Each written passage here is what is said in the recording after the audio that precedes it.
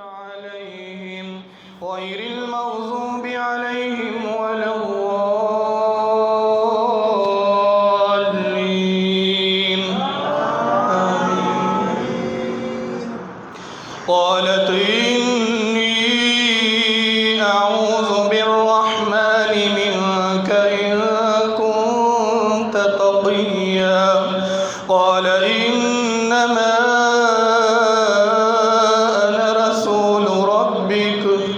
لأهب لك غلاما زكيا قالت أنى يكون لي غلام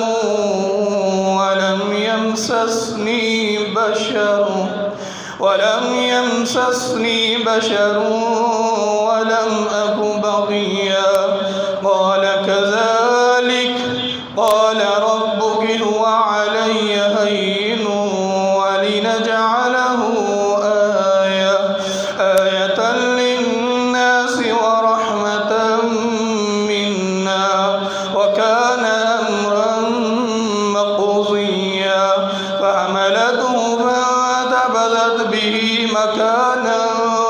قصيا فجاءها المخاص إلى جذع النخلة قالت يا ليتني مت قبل هذا وكنت نسيا منسيا فناداها من تحتها ألا تحزني قد جعل ربك تحتك سريا وهزي إليك بجذع النخلة تساقط عليك رطبا جنيا فكلي واشربي وقري عينا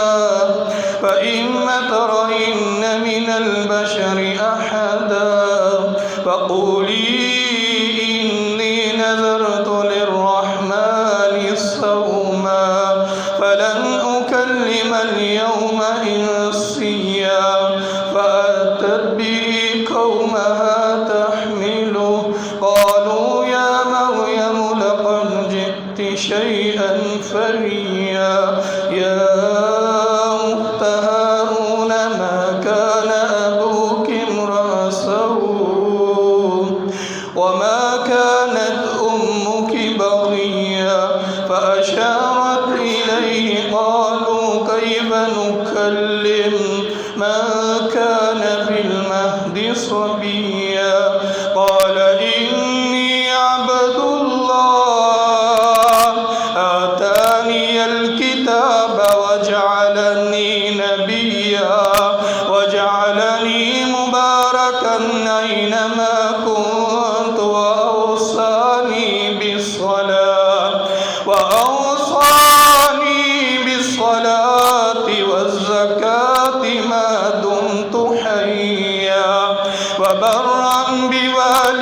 بوالدتي ولم يجعلني جبارا شقيا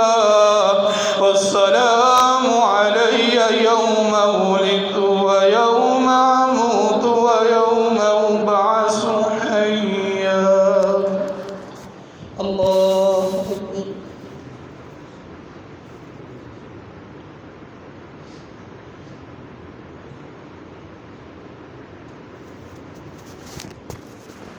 سمع الله لمن حمده الله أكبر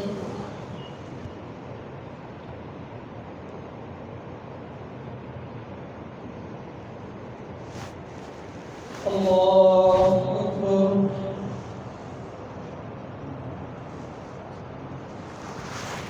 الله أكبر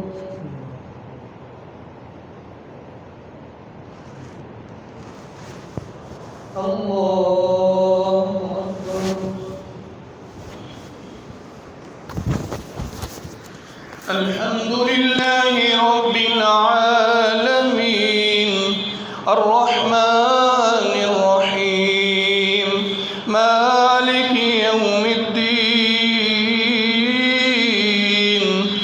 إياك نعبد وإياك نستعين اهدنا الصراط المستقيم صراط الذين أنعمت عليهم غير المغضوب عليهم ولا الضالين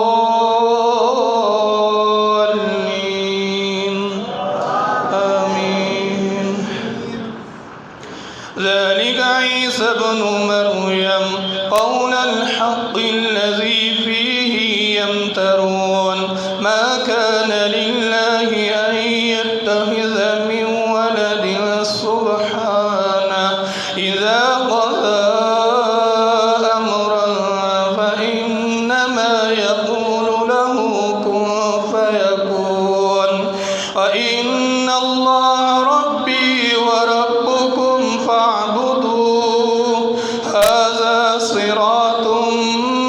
مستقيم. فاختلف الأحزاب من بينهم فويل للذين كفروا من مشهد يوم عظيم. أسمع بهم وأبصر يوم يأتوننا لكن الظالمون اليوم في ضلال مبين. وأنذرهم يوم الحسرة إذ قضي الأمر وهم في غفلة وهم لا يؤمنون. إنا نحن نرث الأرض ومن عليها وإلينا يرجعون. واذكر في الكتاب إبراهيم إنه كان صديقا نبيا إذ قال لأبيه يا أبت لم تعبد ما لا يسمع ولا يبصر ولا يغني عنك شيئا يا أبت إني قد جاءني من العلم ما لم يأتك فاتبعني